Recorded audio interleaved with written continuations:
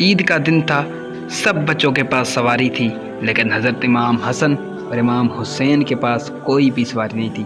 دونوں شہزادے اپنے گھر کی طرف دوڑتے ہیں اور حضرت محمد مصطفیٰ صلی اللہ علیہ وسلم کے پاس جاتے ہیں اور کہتے ہیں، نانا جان سب کے پاس سواری ہے لیکن ہمارے پاس کوئی سواری نہیں ہے۔ تو حضرت محمد مصطفیٰ صلی اللہ علیہ وسلم نیچے بیٹھتے ہیں اور ایک کندھے پر حضرت امام حسن کو اور دوسرے کندھے پر حضرت امام حسین کو بٹھاتے ہیں اور حضرت امام حسن کو کہتے ہیں، آدھے بال مبارک میرے تم پکڑو اور آدھے بال مبارک میرے حسین پکڑے۔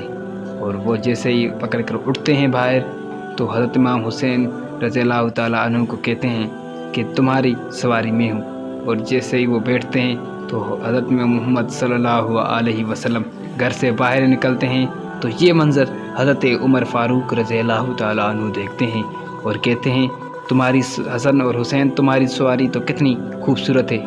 وہاں پر حضرت محمد صلی اللہ علیہ وسلم حضرت عمر کو فرماتے ہیں، اے عمر سواری تو خوبصورت ہے لیکن سوار بھی بہت خوبصورت ہے۔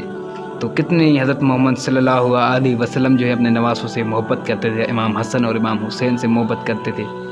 تو اللہ پاک ایسے ہی محبت ہمارے رشتوں میں عطا فرمائے۔ سب لوگ کمنٹ میں آمین ضرور لکھیے گا۔ اللہ حافظ، ملتے ہیں اگلے قصے میں اگلی ویڈیو میں۔ اللہ آپ کو خوش رکھے، ہمیں بھی ایسی ہی محبتیں عطا فرمائے ہمارے رشتہ داروں میں، ہمارے بچوں میں۔ آمین یا رب العالمین۔